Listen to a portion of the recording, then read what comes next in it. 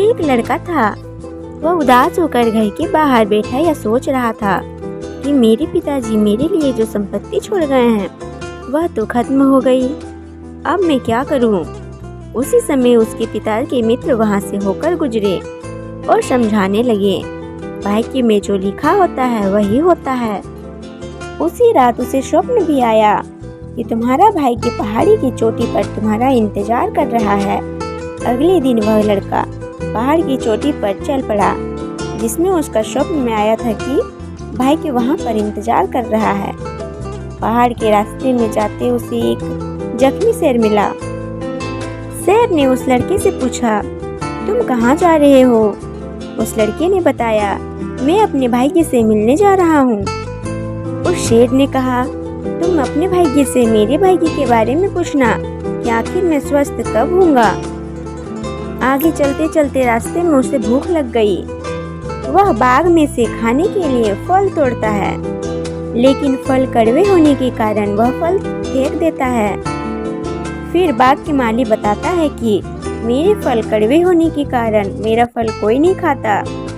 और आपस में दोनों बातचीत के दौरान पता चलता है कि वह लड़का अपने भाई से मिलने जा रहा है। तभी वह बाग का माली बोलता है, तुम अपने भाग्य से मेरे भाग्य के बारे में पूछना कि आखिर मेरे फल कब मीठे होंगे और कैसे होंगे। पहाड़ की तरफ जाते जाते वह लड़की को रात हो जाती है और उसे वह एक हवेली नजर आती है। वह लड़का उस हवेली की मालकिन से वह रहने की अनुमति मांगता है। उस हवेली की मालकिन उस लड़की से यहाँ आने का कारण पूछती है, तो वह लड़का बताता है कि मैं अपने भाई से मिलने जा रहा हूँ। फिर उस हवेली की मालकिन उस लड़के को बोलती है, तुम अपने भाग्य से मेरे भाग्य के बारे में पूछना कि मुझे खुशी कब मिलेगी। और अगले दिन वह लड़का सुबह को उस पहाड़ी की ओर चल पड़ता है और उसे सचमुच भाग्य मिलता है। और वह लड़का भाग्य को अपने साथ चलने के लिए कहता है। और वह लड़का शेर, बाघ, हवेली की मालकिन के सवालों का जवाब भी मांगता है और भाग्य उन तीनों के सवालों का जवाब भी देता है।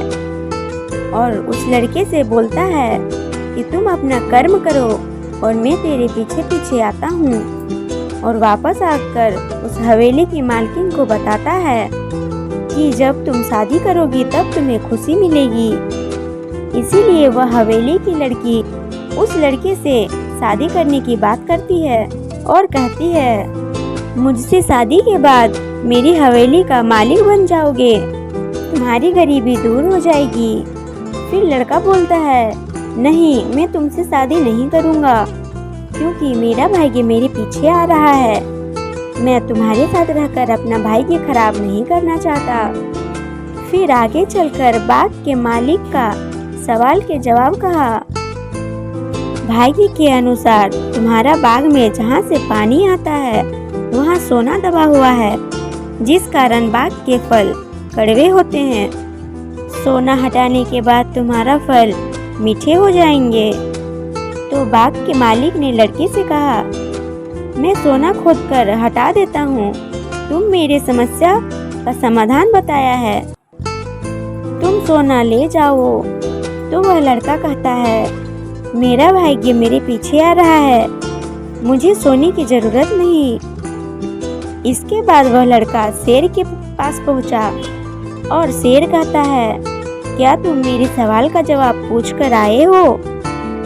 लड़का कहता है, भाग्य के अनुसार जब तुम सबसे मूर्ख व्यक्ति को खाओगे तो पूरी तरह से स्वस्थ हो जाओगे। शेर कहता है, तुम्हारा बहुत बहुत धन्यवाद, मैं तुमको कोई इनाम देना चाहता हूँ।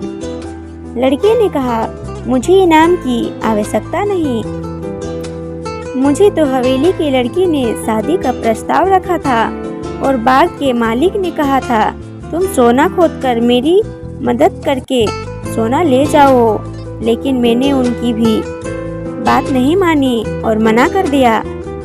शेर ने पूछा, तुमने ऐसा क्यों किया? लड़के ने जवाब दिया कि मैंने उनसे कहा मेरा भाग्य मेरे पीछे आ रहा है, इसीलिए मुझे इसकी आवश्यकता नहीं। और लड़के की बात सुनकर शेर ने आओ देखा ना ताओ और लड़के को खा गया। और शेर ने कहा, तुमसे बड़ा मूर्ख इंसान और कहीं मुझे नहीं मिल पाएगा, क्योंकि तुमने भाग्य के इंतजार में गरीबी दूर करने की दो मूल्य अवसर खो दिया है। अगर तुम दोनों जगह अपना कर्म करते तो तुम्हारा भाग्य तुम्हारे पीछे नहीं तुम्हारा साथ चलता। तो दोस्तों, हमें इस कहानी से यह शिक्षा मिलती है कि कभी भी भाग्य के भरोसे नहीं बैठे रहना चाहिए, बल्कि अपना कर्म करते रहना चाहिए। कर्म में ध्यान ज्ञान चाहिए, क्योंकि भाग्य उन्हीं के साथ चलता है जो कर्मशील हो। Thank you.